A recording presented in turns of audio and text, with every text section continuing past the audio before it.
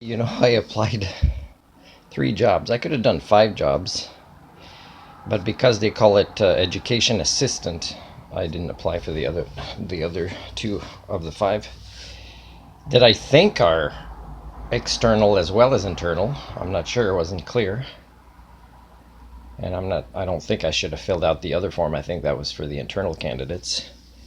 Uh, and I sent a very short email cover letter saying, "Hey, I'm willing to try again. Last year, you checked my references. We interviewed, and because in the interview I was very specific, and then finally, after you checked my references, you made an offer that was in opposition of what I was specific about. And that position would have been on call, teacher's assistant, I think. I'd have to look it up exactly just to see to be sure. But, it was something I said, I don't want my heart broken like that again, because I make great progress and create great rapport between me and a youth, a learner, and then suddenly they lose me and they get their regular staff again because of union seniority kind of thing, right? It's not about results with the learner. I said my heart's been broken too many times. I'm not doing that. I said that in the interview. I said, if you want to work with me to create a contract position, and if you want to ask me what my learning specialist definition is, because you haven't, and I haven't sent it to you, and they never ask. So I said that's why I refused. And I read the email again where I refused. And it's really not mean, and it's really not insulting. It's really sorry. I don't want my heart broken, but also it's not learner-centered. These 3 positions, I wrote a very short email that said, I'm looking forward to a position where I'll spend the whole year making these connections with the learners. That makes a difference in a steady role, because it's a whole year kind of thing, right? And it's not the BCGEU as a union. But let's talk about what CBC does not talk about. Okay, so CBC is not going to talk about this. For example, how teachers' unions create toxic cultures that are not learner-centered. So when I work for Commission Scolaire des Draveurs, okay, and that's the one that failed me when I was a kid, and I see the principal come at the door or watch me teach, a couple hours a week, this English class in a French, Commission Scolaire is a French school district, des Draveurs, and they, he's not coming to see and observing and noticing how good I am and how engaged the students are and how happy they are. And one of the first things they ask me is, what happened to the last 3 people that were in this role? Because I wasn't there at the beginning of the year, right? So they'd already lost some. And he was looking to see if I'm wearing a hat on a cold Monday morning where the heat is down, and this is the colder months of the year. During the weekend, takes like half a day at least to build up in the morning. But even if it's warmer, my head gets cold a lot, I wear a hat a lot. Now, my hats don't have logos, and they're not religious, and people know this. There were times when I first started shaving my head where I had hats made that were the shape of my head, so they looked outside the norm, but they still were just different colors. There was no significance to them. And back then, when I was doing Léger had a contract for Health Quebec to do a census, big questionnaire, and after finishing that, and people see, wow, this is an educated person, they'd still say, what makes you shave your head? And they thought maybe I was part of a group or a cult. So there's a paranoia and an ignorance there for sure. But you can't explain that for that principal. That principal is just always wearing a really fancy suit, and he couldn't do what I do to engage the learners. Not just teaching that subject, but just the way I engage the learners. And he would, he might very likely be a certified teacher, right, in Quebec. So the last time I argued with, he was kind of pursuing again not wearing a hat and saying I needed a doctor's note to keep wearing a hat. And that's when somebody came from the outside during recess and said, this happened. Somebody got kicked in the face and they're kind of semi-conscious. And he's not budging. He wants to continue this conversation when there was bullying outside.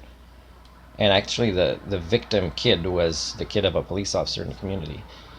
And I have to say, did you hear this? And I went instead. And then I'm starting to take charge, and then suddenly one of them realizes, hey, I'm the first aid designate, because she didn't realize she's supposed to be in charge, because there's like a self-actualized Homo sapien in their environment at that time, and it kicks in their brain that they have to get out of automaton mode, which is bad for the kids, right? So that guy, that principal, I also see him engage in lateral violence with his staff.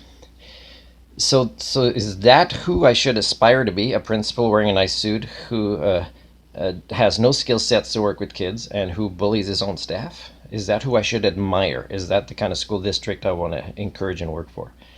And then there's the Western Quebec School Board, where the amazing progress I had in 3 days, and I still miss that little boy. His name was Etienne, and his mom worked as head of that school's department of kids with challenges.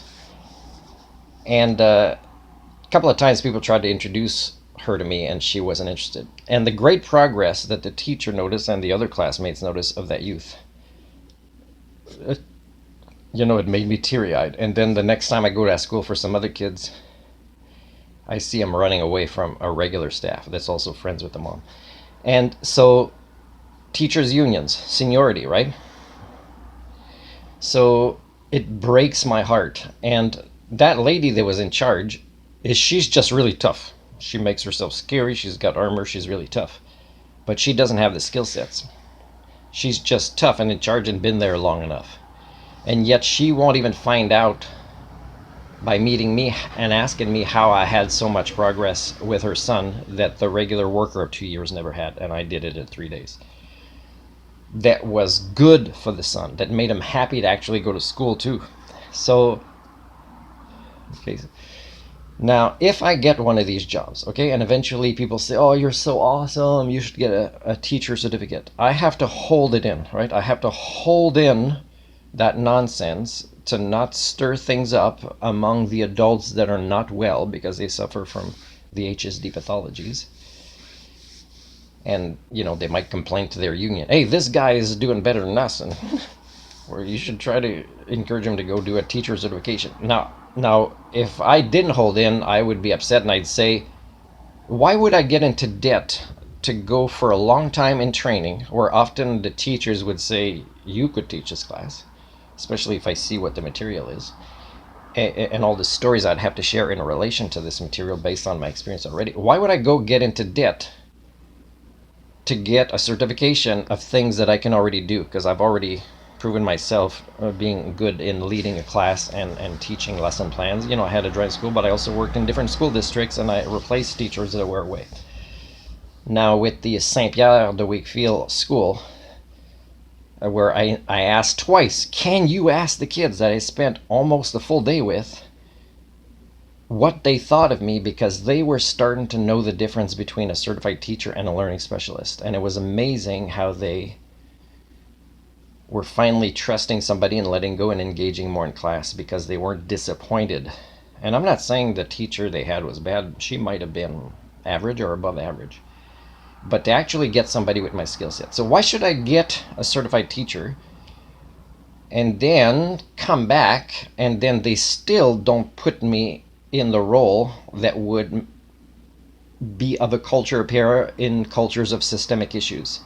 And of course, unions are to blame, but also unions are made up of them, right? The same people that are insecure, that don't want to challenge themselves more by comparing themselves with more skill sets, right? So if I have the teacher's certification, I'd still not be better than I already was, that was better than them. And also, it doesn't make them go get my training. And my training is largely, the success I get is life skills coach training, and real life skills. And then, of course, psychology is one of my stronger suits, and based on my bachelor's degree.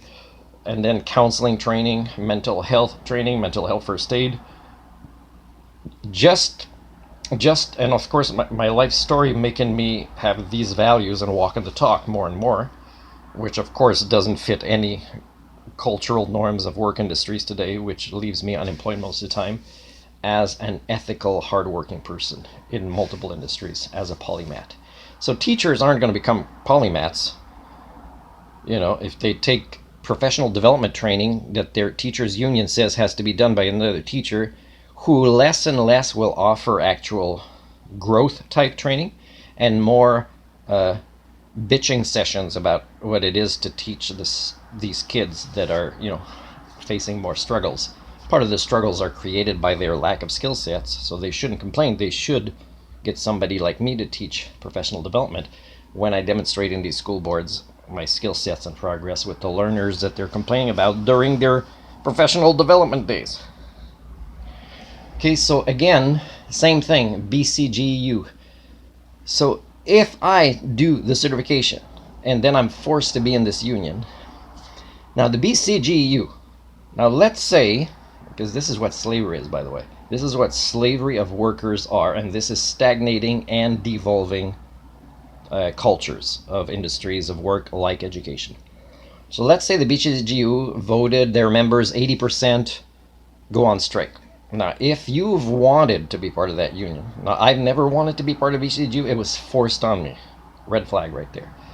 But let's say they vote no and they say, I really can't afford, I'm worried, I'm really at the end of my budget, and you're supposedly going to understand this by fighting for us to have a living wage, but really this strike is going to kill me. There are other ways, by the way, for unions to create change than going on strike, but it requires unions with skill sets. Okay? I would have to do other vlogs to give you examples of different things to do. And it involves CBC helping, for example, without necessarily having the big strike and disruption kind of storyline. It really is that CBC would care, and then they'd have culture repairs working for unions, because unions are a good idea, but they shouldn't be needed and they shouldn't be forced on you the way they are. And it proves we're not having the right conversations, because unions have helped make unions necessary by failing at what they do. Okay, so finally, BCG. Okay, let's say one of these 20% that voted no strike, and then they don't have like an insurance to compensate for going on strike to try to change things, and then not having an insurance to help them pay for their mortgages and things like that, then they might eventually not sue the union because it's too late, right? The vote could have been in your favor, but now it wasn't. But what they should be able to do now, as let's say certified teachers or whatever, is they should have the choice to not be part of a union, because it might not fit their needs if the union doesn't offer that type of insurance, for example, to the workers. And if you don't get that, then you're not worker-centered as unions, right? You can't impose that on the workers. Now, there could be workers with unions and without unions, and maybe their salary and benefits will be different. And that's fine, because, there are independent carriers of medical and dental care. And their prices would be more affordable if you gave people the option not to have unions that they don't necessarily trust. I don't trust BCGEU. So all the types of professions that I wanted to apply for, I say, oh my God, they're BCGEU. I can't go with them anymore. I have an active human rights complaint against them, and I could have had one even years before this latest incident. And this incident is really bad. Like, it's really bad how they only wanted to cover one thing, and they failed at it. And yet that's just 5% of the things that they should have listened to me about on the complaints I wanted to give. They'll say, oh, you should have told, we didn't know. I have recordings of you not caring to know.